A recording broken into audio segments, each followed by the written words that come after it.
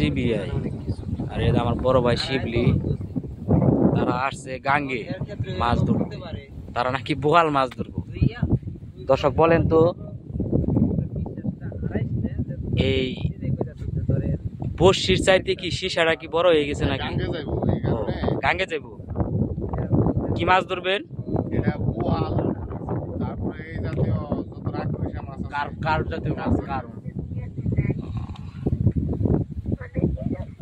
তা বর্ষি যে আমাদের বড় ভাইরা যে পাতবো বোয়াল ধরার জন্য, এটার ছিপ দেখি আপনারা দেখবেন না? এই দেখেন ছিপ, ছিপটা দেখছেন?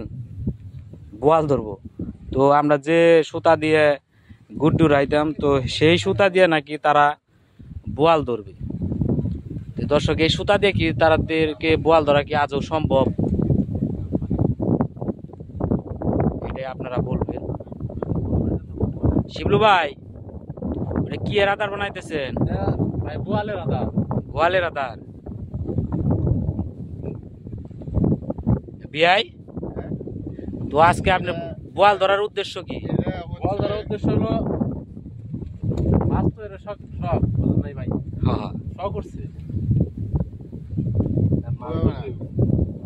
সো গাইস, আজকে দেখতে পাচ্ছেন আমাদের মাঝে বড়শি এবং কি বড়শির সাথে আমরা আদার গুনতেছি।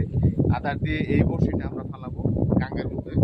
তো এখান থেকে আমাদের নির্দিষ্ট পরিমাণ কিছু মাছের আশা আছে, যেমন ধরেন বোয়াল অথবা এর সাথে কাপ জাতীয় মাছ যা আছে, ইয়ার মাছ কি বলে গাঙ্গের মাছ যেগুলো আছে, তো দেশীয় মাছ।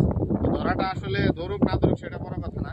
তো এটা পাচ্ছি আমরা এই কারণে জানি এই মাছটা মানে ধরতে পারে আনন্দ জানি পুরা হয়, জাস্ট অনলি এতটুকু।